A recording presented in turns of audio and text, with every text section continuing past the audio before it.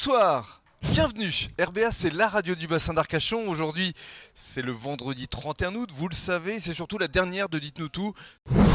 Nos invités, il se prénomme Maxime, je le connais un petit peu, et il a été champion du monde, donc parce qu'il faut rappeler quand même ton palmarès. Maxime Castillo, donc champion du monde junior. Ça c'était en quelle année? Ouais, ça c'était en 2012 maintenant, ça commence à remonter. C'était au Venezuela, je crois. Au Venezuela, j'avais fait avant champion d'Europe, plusieurs fois champion de France, ça c'était dans ma carrière un peu junior, entre guillemets, espoir. Et là, depuis ça, j'ai fait vice-champion d'Europe Open.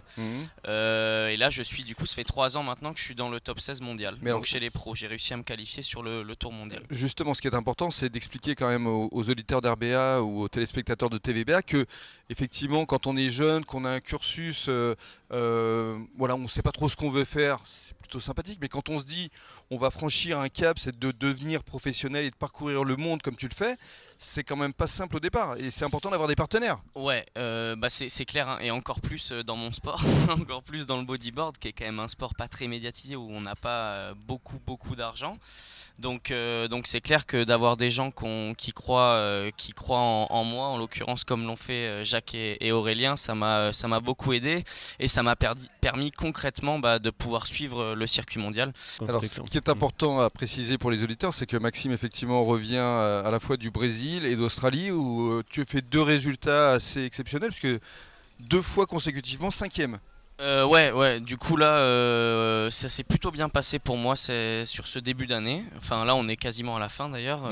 Parce qu'il restera une épreuve. Ouais, là au on Portugal. est le 31 août, je pars pour le Portugal dans 10 jours et j'en ai 2 premières mais qui comptent pas pour le classement final et c'est vraiment Nazaré du 4 au 14 octobre. Nazaré qui est un endroit, c'est le plus gros spot où il y a de c'est très un endroit grosses très vagues. réputé pour le surf et le bodyboard. Donc la dernière étape se jouera là-bas. Et ça veut dire qu'aujourd'hui tu es dans le top 10, tu es je crois 8e. Ouais, grâce à ces deux belles perfs là, c'est vrai que d'avoir réussi à faire 2 fois 5e consécutivement, c'est cool et ça m'a permis de me glisser à la 8e place.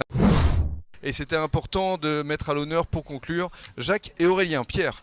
Oui, complètement. Alors pour parler de Jacques, un parcours professionnel riche et varié, puisque si je l'ai bien écouté depuis que je le connais, il y a eu l'informatique, il y a eu la publicité, à Londres de tête. Londres, en Suisse. Voilà. Il y a eu l'automobile, d'abord en Bretagne puis sur le bassin d'Arcachon. Et puis son ADN c'est l'audace, mais pas que, puisque c'est vrai qu'il embarque aussi avec enthousiasme toutes les équipes.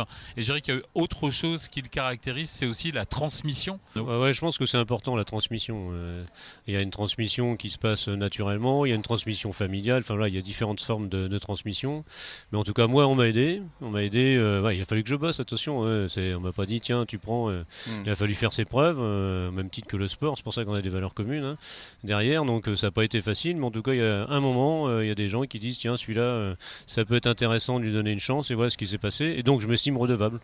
En disant voilà, si on l'a fait pour moi, il n'y a pas de raison que je le fasse pas pour les autres, et je pense que tous les entrepreneurs en fait devraient faire la même chose, parce qu'on n'est jamais arrivé tout seul.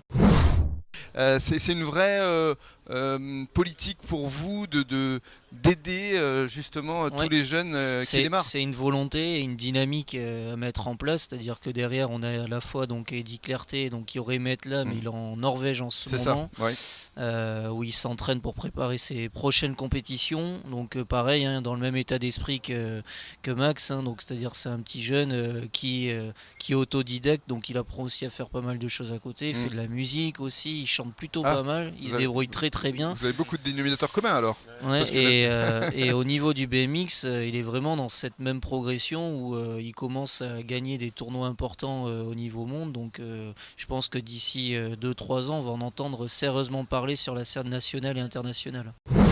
Absolument. Merci en tout cas de nous avoir accompagnés durant tout cet été, Jacques et Aurélien. Donc cette émission se termine maintenant. Voilà, ici. Petite larme d'émotion, forcément. Parce qu'en plus là on est en famille avec Maxime. Aurélien aussi. Merci Aurélien. Et la dernière de Dites-nous tout. Et la dernière de Dites-nous tout, parce qu'effectivement, comme je le disais en préambule, voilà, à partir de la semaine prochaine, des programmes de rentrée sur RBA. Merci à tous de nous avoir suivis, de nous avoir accompagnés. Merci Jacques et Aurélien. Merci Rémi. C'était un vrai plaisir pour nous en tout cas. Merci à Jacques, merci à Aurélien et merci à Maxime. Merci à vous tous. Allez, on vous souhaite de passer un bon début de soirée. À très vite. Au revoir, merci. À bientôt. Ciao. Bah écoute, moi je connais assez bien l'endroit quand même, je viens souvent ici donc pour déguster une petite bière entre amis, donc je connais assez bien l'endroit. Après l'émission s'est plutôt bien passée. Moi j'aime bien parler un petit peu de ce que je fais, donc là en l'occurrence en bonne compagnie, donc voilà, on se sentait un peu comme à la maison, donc pas trop de soucis pour moi, ça s'est plutôt très bien passé, donc voilà, c'était un plaisir pour moi d'être là.